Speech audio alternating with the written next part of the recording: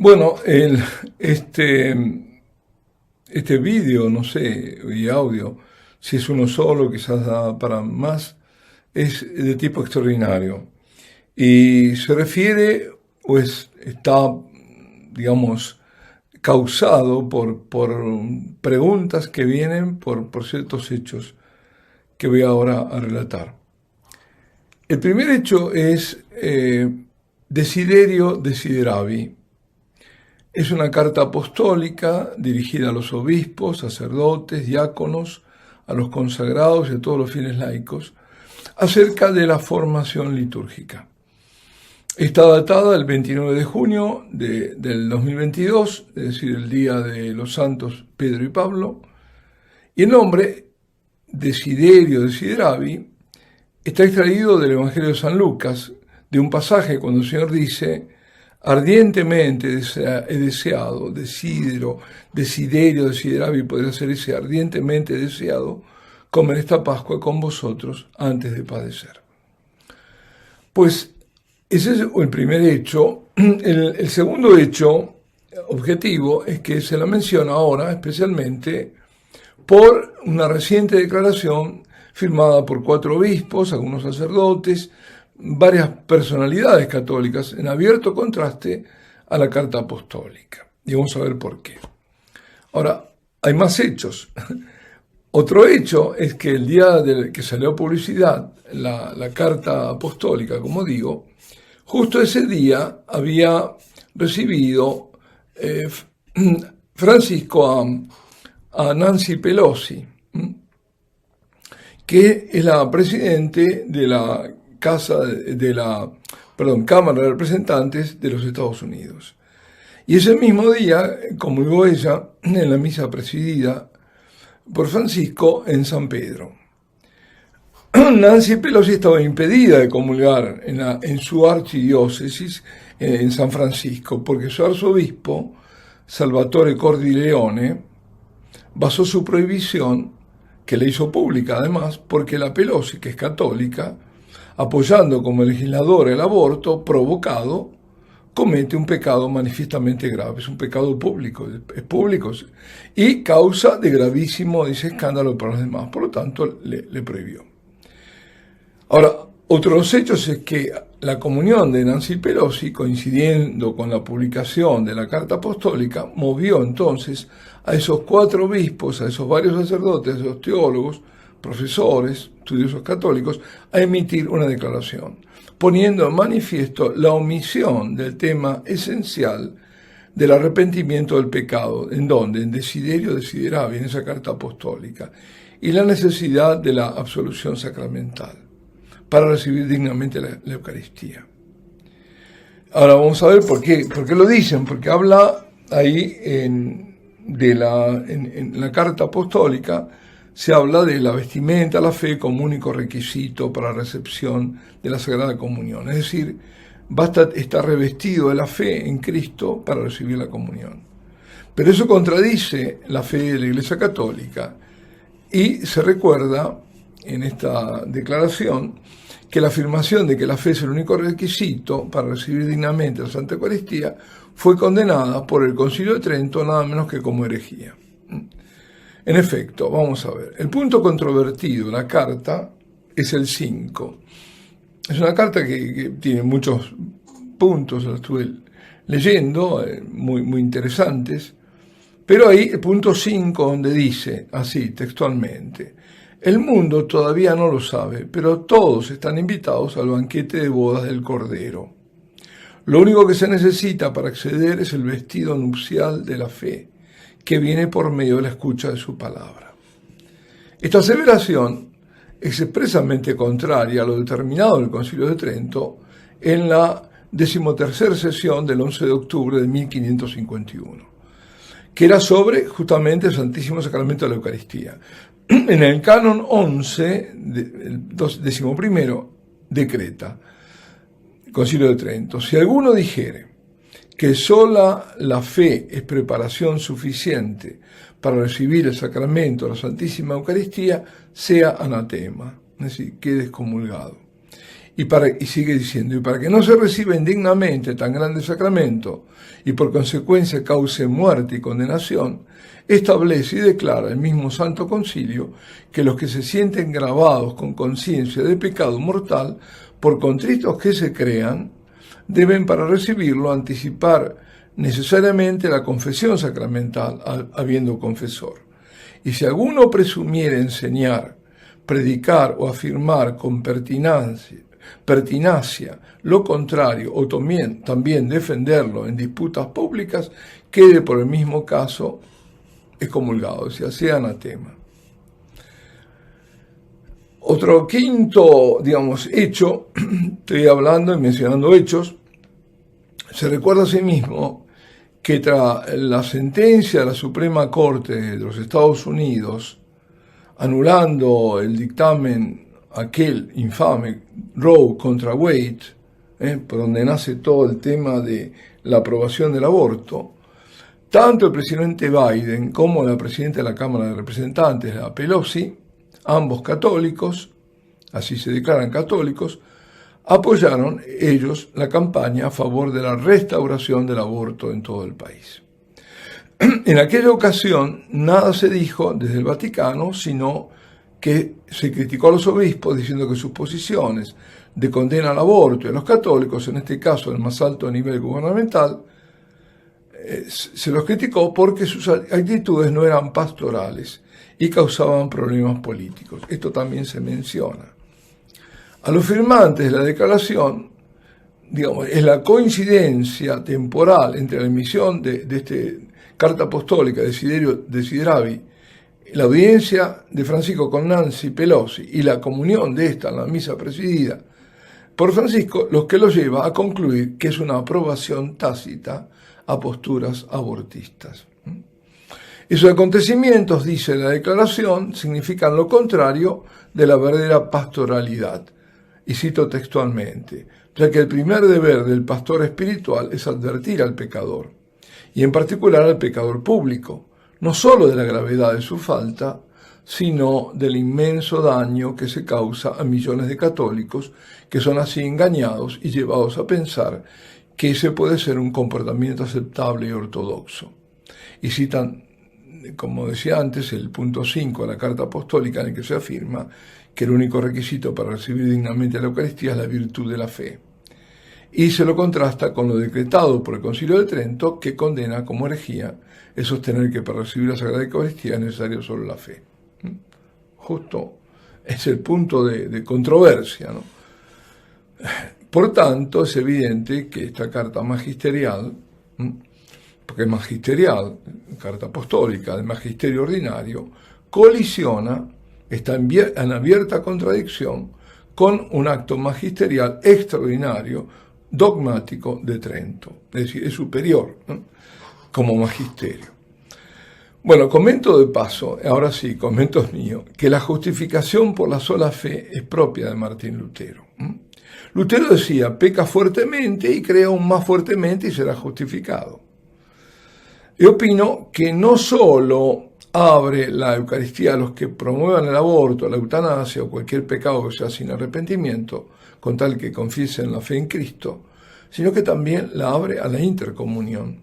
Es decir, según ese principio que no es católico, sino en todo caso propio de Lutero, de la sola fe, porque para nosotros la fe y las obras van juntas, hace que se concluya que no es necesario comunión eclesial para tener acceso a la comunión sacramental. Es decir, no es necesario que estemos en comunión plena entre las distintas, los distintos cristianos para tener acceso a la comunión sacramental. Si los protestantes creen en Cristo, y ya eso basta para que reciban la comunión sacramental en una iglesia católica. Sería una conclusión. Ahora bien, la fe en Jesucristo implica mucho más en la fe que es mi Salvador, que es el único Salvador, porque la fe es creer en todo lo que Él enseñó y dijo. La fe es la fe en la persona de Cristo y en todo lo que Él ha enseñado. Es la fe de la iglesia que Él fundó. Y en esa fe están los mandamientos que el Señor vino no a cancelar, no a cambiar, no a amortiguar, sino a llevarlos a su perfección. Jesucristo no hizo rebajas a la ley, sino que por lo contrario manifestó todas sus exigencias. Dijo: no creáis que he venido a abolir la ley y los profetas. No he venido a abolir, sino a dar plenitud. Mateo 5:17. Habéis oído que se dijo: no cometerás adulterio. Pero yo os digo, todo el que mira a una mujer deseándola, ya ha cometido adulterio con ella en su corazón. Mateo 5:27-28. Quien tiene fe, nos damos cuenta, es decir, él no viene a cancelar sino a darle pleno cumplimiento. Y el que no lo cumple está en pecado. Y el pecado está, hasta que no se cancela el pecado, sigue en pecado. Quien tiene fe sabe que Dios es santo, que Dios es justo y misericordioso, que ama al pecador y aborrece el pecado.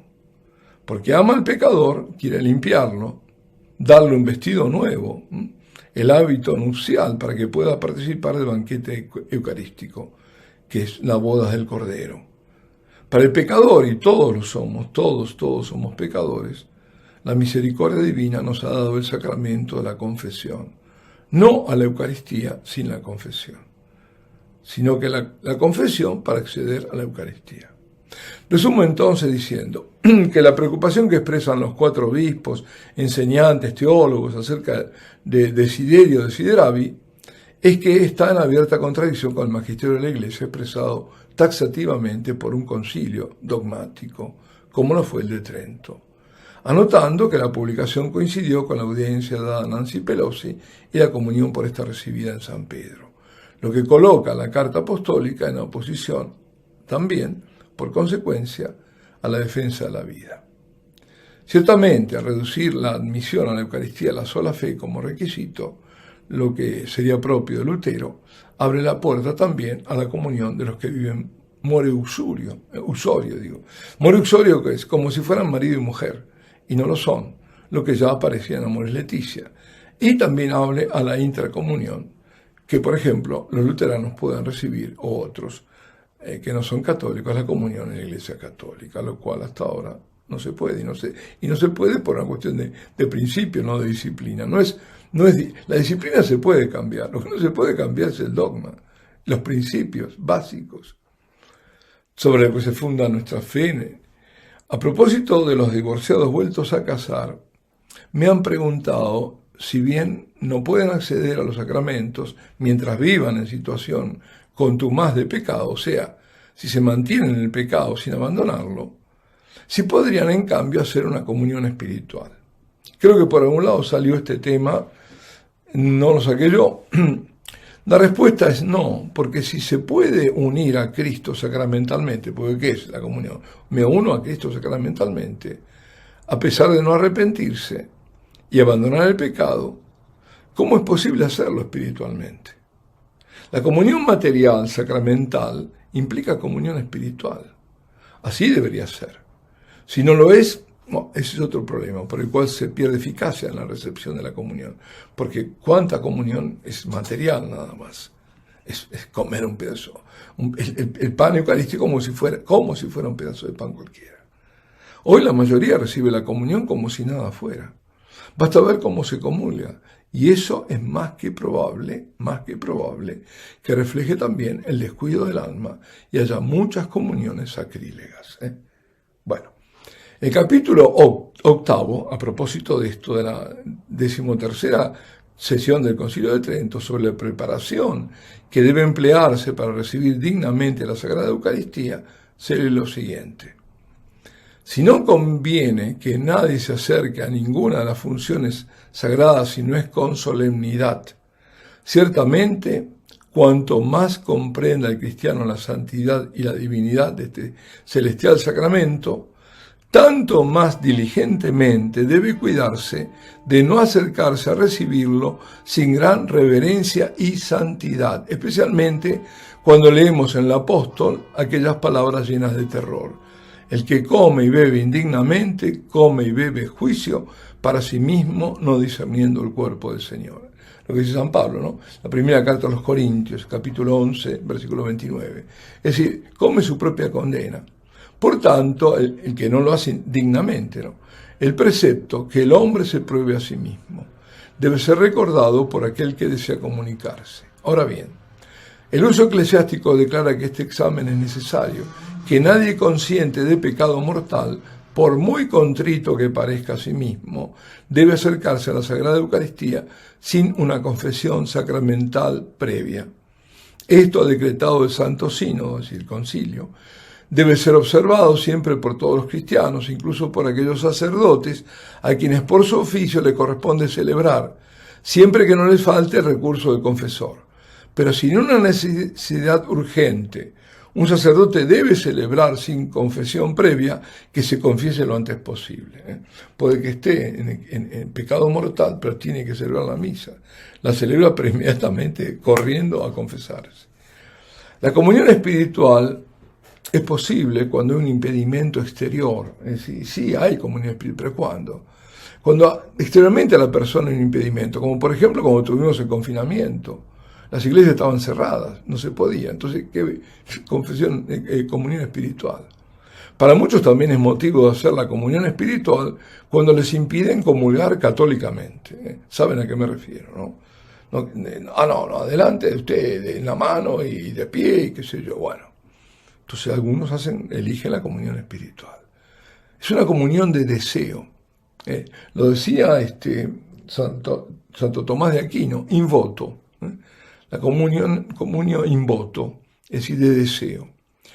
Lo que puede hacer quien está imposibilitado por motivos inherentes a su vida, en cambio, ya no son motivos exteriores, sino interiores. El que está en estado de pecado es contumaz en eso, no va a salir de eso. Es tener un deseo de comunión. En vez de comunión de deseo de comunión. Deseo comulgar, pero no puedo. Para que ese deseo, ese sufrimiento de no poder comulgar, sea ofrecido a Dios y le sirva para salir de esa situación. Recordemos de paso que quienes teniendo un matrimonio anterior celebrado en la iglesia y se ha vuelto a unir a otra persona, se entiende del otro sexo, porque hoy hay que aclararlo, si no viven como marido y mujer, sino como hermanos, entonces sí, si se confiesan, estando en estado de gracia, pueden sí comulgar. Viviendo como marido, como hermano y hermana. Aunque se recomienda no hacerlo donde son conocidos para evitar escándalos. Porque la iglesia siempre da salidas. El Señor da salidas. Dos personas que dicen, no, hemos elegido a Dios, no está, salir de esta situación. Y bueno, ya lo hecho está, yo no puedo ir a otro lado, ya hay un montón de cosas, no puedo dejar, qué sé yo. Pero por lo menos vivimos en cuartos separados, como hermanos, y ya está. Porque la iglesia es madre, y como madre busca que sus hijos vuelvan a Dios, pero también es maestra, y por eso cuida que no sean engañados con aparentes soluciones, que en realidad apartan de la comunión con Dios, apartan de la salvación. Y quiero regresar ahora al Concilio de Trento. Lleva más tiempo, pero vale la pena. Porque lo que allí se afirma es doctrina firme y cierta. Acerca de la comunión espiritual presenta 3 modalidades o formas de recibir la comunión. Es decir, analiza las 3 formas. En esto se remite a la Sagrada Tradición, se remite a los padres de la Iglesia y dice, algunos la reciben la comunión solo sacramentalmente, como son los pecadores. Solo reciben la comunión, otros la reciben solo espiritualmente. Son los que al recibir en deseo el pan celestial puesto delante de ellos, con fe viva, a través del amor, gozan sus frutos y se benefician de ello, que eran por motivos exteriores, como expliqué antes. Un tercer grupo la recibe tanto sacramentalmente como espiritualmente. Son los que se examinan y se preparan anticipadamente para acercarse a esta mesa divina vestidos con las vestiduras nupciales. Vemos cómo está la interpretación de las vestiduras nupciales a la que alude el Señor, la alude en Mateo, en la parábola esa de Mateo del capítulo 22, versículos 11 y siguientes. Esas son. Es decir, el Santo Concilio excluye, por supuesto, cualquier comunión espiritual de ningún tipo, el que no puede comulgar. Y hace esas 3. Sacramentalmente, aquellos que ni se dan cuenta, puede que están por ahí. Ahora estarán muchos en pecado mortal, pero digamos, podrían no estar en pecado mortal, pero solo sacramentalmente. Ya está, es un rito que cumplí. Otros espiritualmente solamente, y otros que es la verdadera comunión, para que tenga provecho, sacramentalmente como espiritualmente. La Eucaristía puede ser recibida solo dignamente, nada más. Y el Código de Derecho Canónico, que tiene como ley suprema la salvación de las almas, en el Canon 915 determina que no deben ser admitidos a la Sagrada Comunión los que perseveran obstinadamente en un pecado grave manifiesto. Y el Canon 712 prohíbe recibir la Divina Eucaristía a quienes son públicamente indignos. Es decir, indignos como el caso de la Pelosi y de Biden, y tantos políticos por tantas partes del mundo que se pronuncian contra la ley de Dios, promulgan leyes inicuas. No pueden. Estos cánones son expresión legislativa de la doctrina de la Iglesia y por tanto son inderogables. Bueno, por lo tanto, hay que decir que la Carta Apostólica no es una enseñanza infalible, porque no satisface, es lo que dice en la declaración, las condiciones necesarias por un ejercicio de infalibilidad papal. Tiene que ser un acto solemne, proclamado como tal, ex cátedra. Bueno, no es este el caso. El canon del Concilio de Trento es un ejercicio de la autoridad docente infalible de la Iglesia. Ahí está la diferencia.